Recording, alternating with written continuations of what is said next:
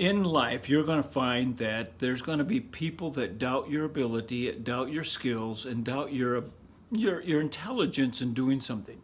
When I was in high school, a very prominent faculty member was the football coach, who also happened to be the school counselor at my high school.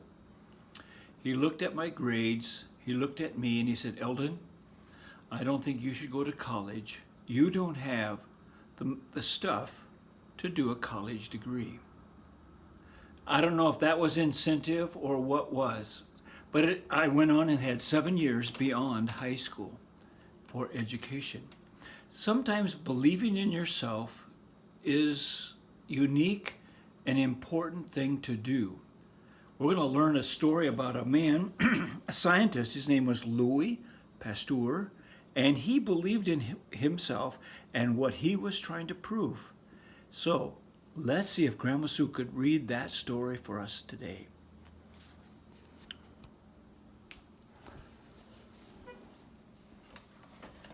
The value of believing in yourself.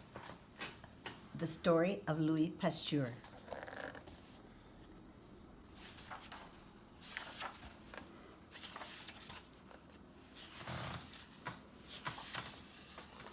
Once upon a time, in far-off France, there lived a man named Louis Pasteur.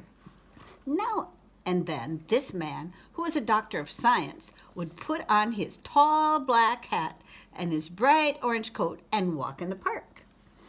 "I believe I can. I believe I can," he would say to himself as he went along. What do you think it was that Louis Pasteur believed he could do?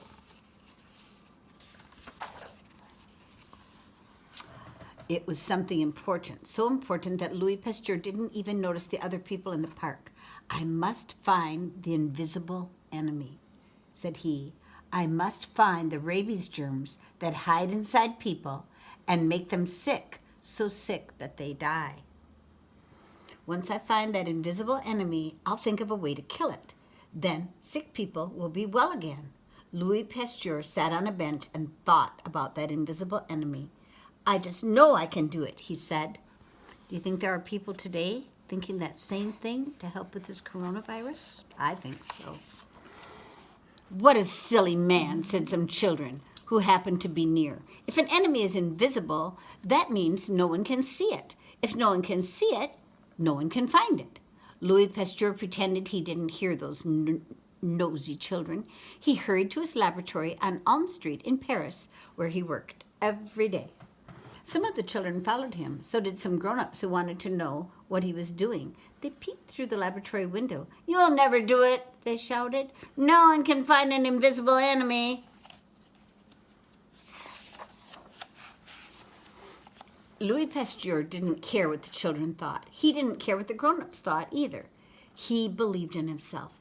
"I know I'm right," he said. "I'm sure I can do it." So, because he believed in himself, he kept on working. He kept on doing what he thought was right. It was hard work, but Louis Pasteur was happy. He knew that if he did find the invisible enemy, the rabies germs, he could help many sick people to be well again.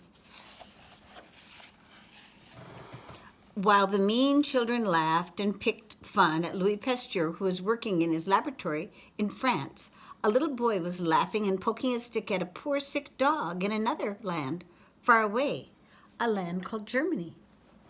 The boy's name was Joey. He wasn't really a cruel little boy. He was just thoughtless, as children sometimes are, and he liked to tease, as children sometimes do. Soon Joey could see the dog was very mad. He even had white foam around his mouth, foam like whipped cream. He tried to bark as if to say, stop it, but he couldn't bark. Something was wrong. Do you know what was wrong?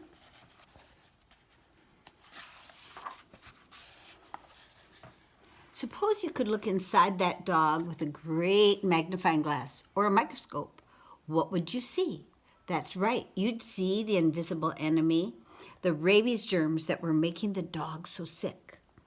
The dog was so sick and so mad that he would bite at anything, even at the rocks or the trees. If he could, he would surely bite the boy who had poked a stick at him. When Joey went off, he didn't notice one very important thing. Can you see what that thing was? Yes, it was the gate. The gate in the fence had come open. The mad, sick dog could get out. He could run after Joey and bite him.